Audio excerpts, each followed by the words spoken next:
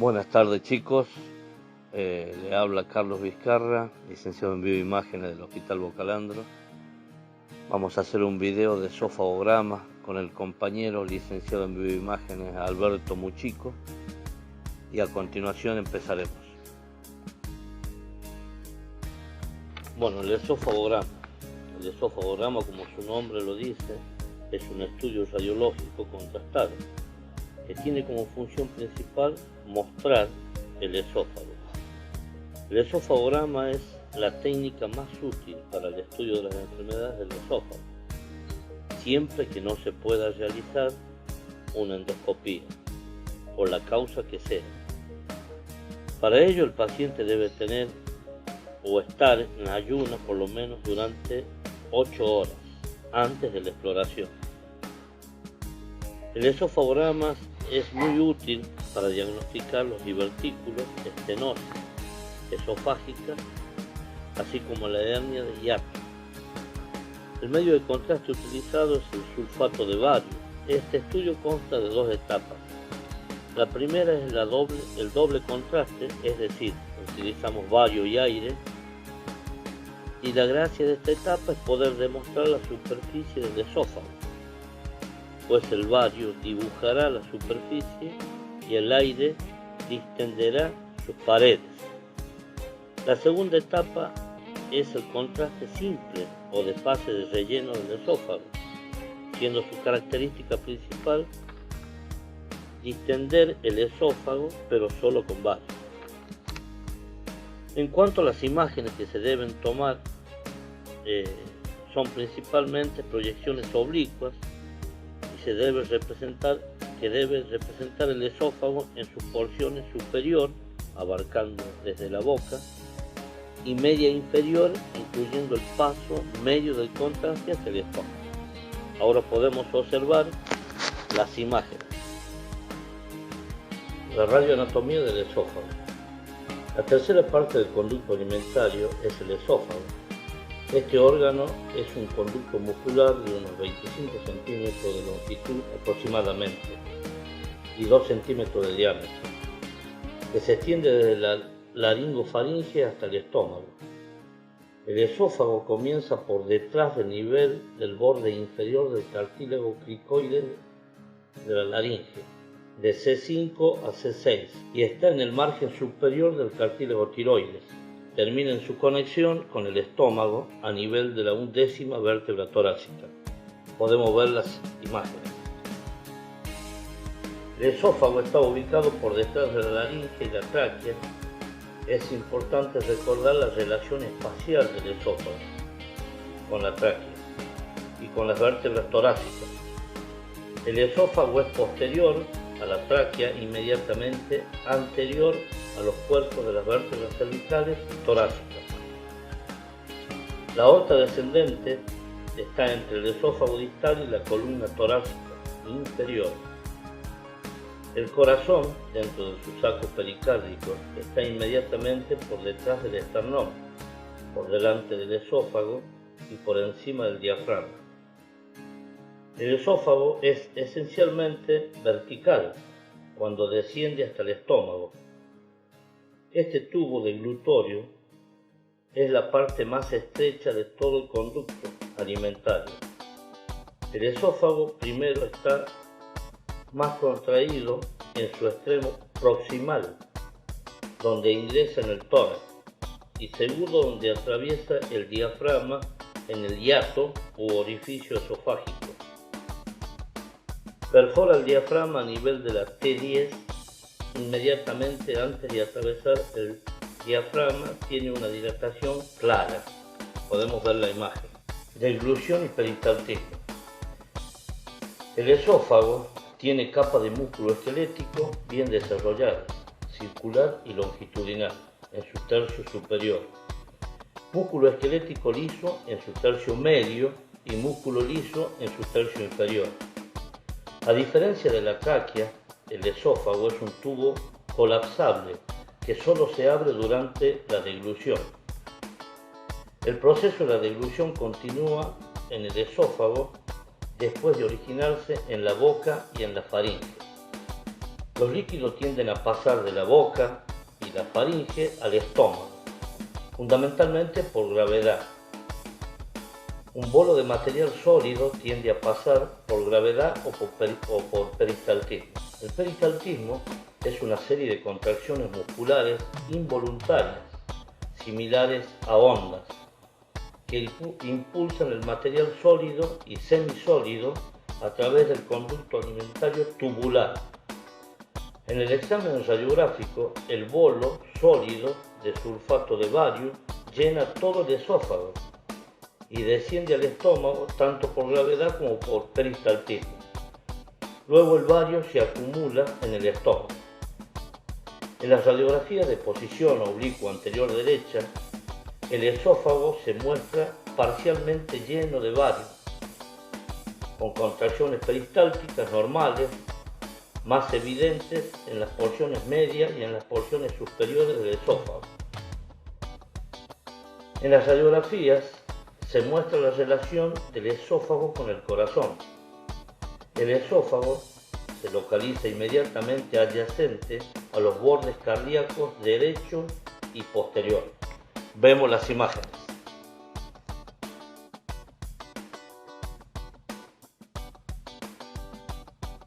Relaciones del esófago. Relaciones de la porción cervical del esófago. Este sector está entre el cuerpo de la sexta vértebra cervical y el borde superior de la segunda torácica. Atrás, en contacto con la hoja prevertebral de la fascia cervical. Esta está delante de los músculos prevertebrales que están delante de las vértebras. Adelante del esófago está en contacto con la cara posterior de la tráquea y la séptima vértebra cervical. Está en contacto con la cara posterior del lóbulo izquierdo de la glándula tiroides y de la paratiroides inferior izquierda, al curvarse un poco hacia ese lado. A la derecha, la tráquea rebasa el borde derecho del esófago, aislándolo de los elementos y órganos vecinos. Solo se encuentra el nervio laringio recurrente derecho y a la izquierda se encuentra la arteria carótida común izquierda y el tronco simpático cervical y el nervio laringio recurrente izquierdo. Relaciones de la porción torácica del esófago. Este sector va desde la segunda a la novena vértebra torácica a su entrada al tórax. El esófago es retrotraqueal y pasa entre dos pleuras. El esófago está relacionado por posterior con el espacio retroesofágico. Ya no hay músculos prevertebrales que tiene el conducto torácico, con los linfáticos y las arterias intercostales posteriores derechas. Desde la cuarta vértebra torácica, la aorta se ubica entre el esófago y la columna vertebral, desplazando al esófago hacia la derecha. El nervio vago derecho también se sitúa por detrás del esófago. Por posterior, el esófago se relaciona con la tráquea, luego con su bifurcación, después con la cara posterior del pericardio fibroso a nivel de la aurícula izquierda.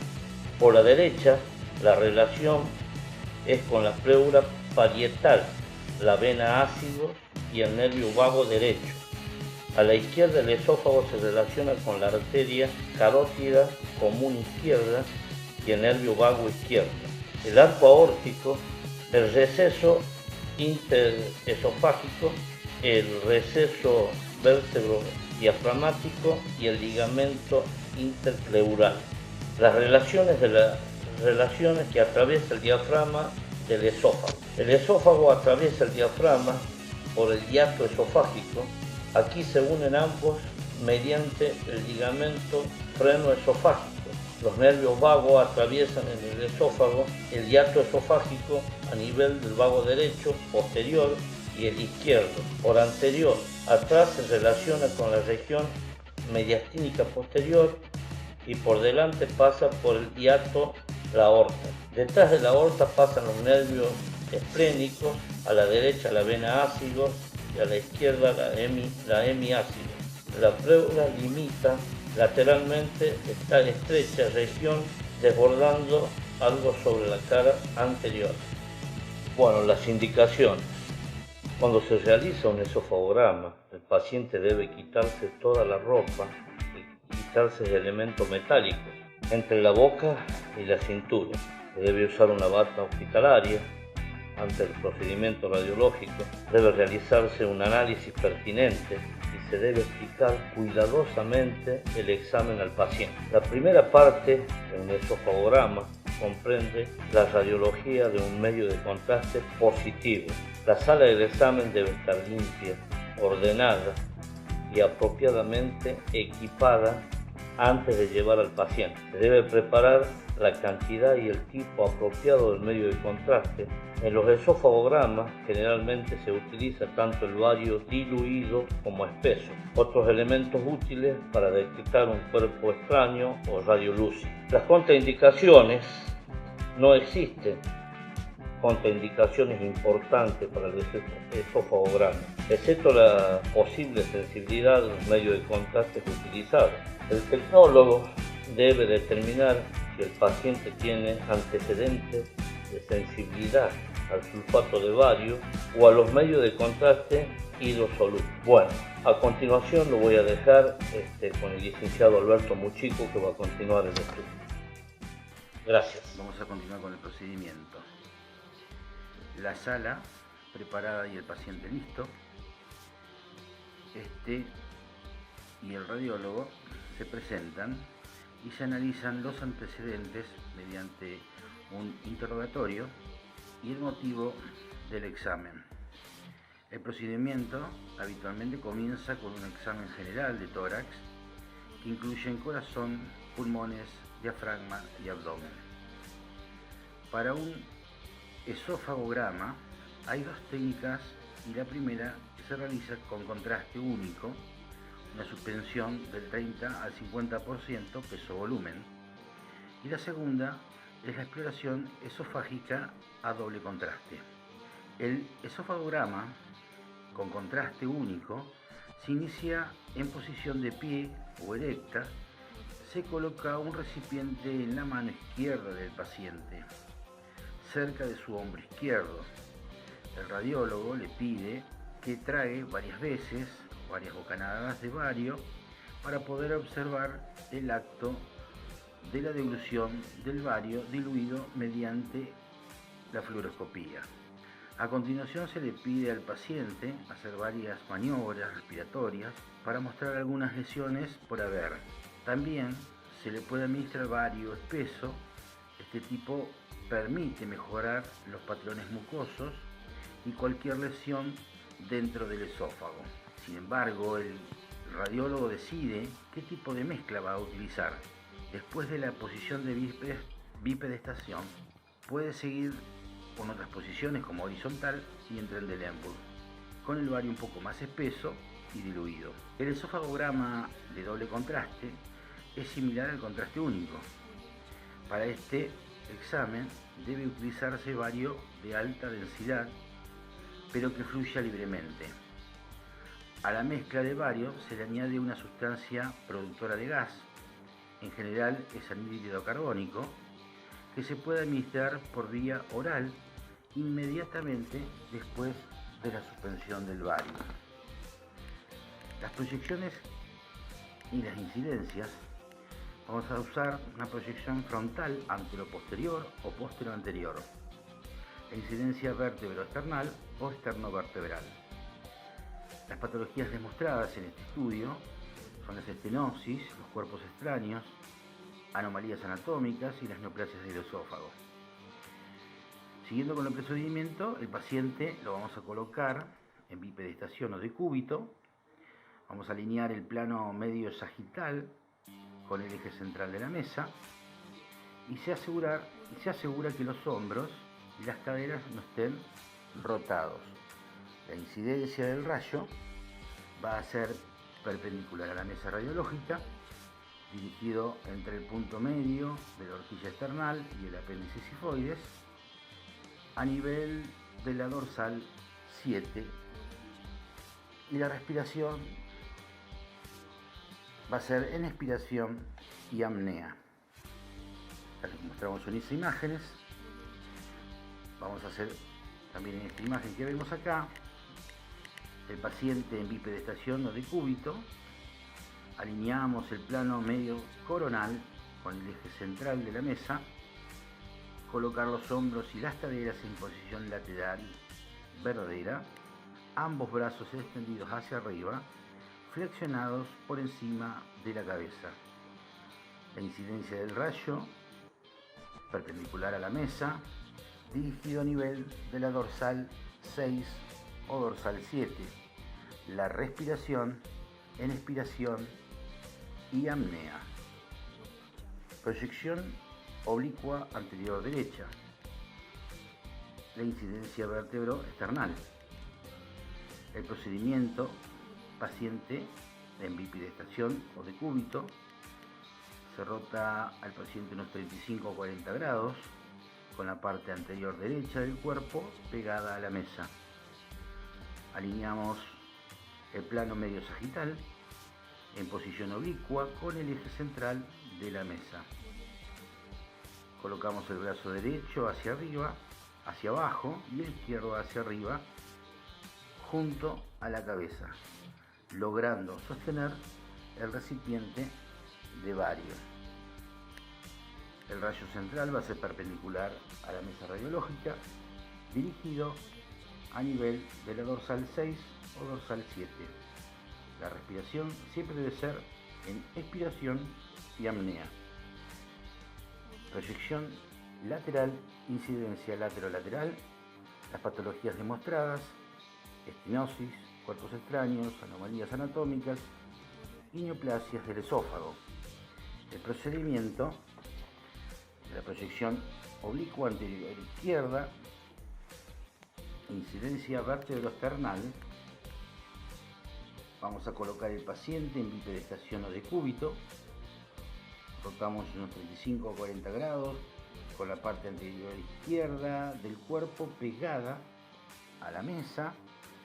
Luego alineamos el plano medio sagital en posición oblicua con el eje central de la mesa. Colocamos el brazo izquierdo hacia abajo y el derecho hacia arriba junto a la cabeza, logrando sostener el recipiente con el bario. Rayo central perpendicular a la mesa, dirigido a nivel de dorsal 6 o 7. La respiración en expiración y apnea.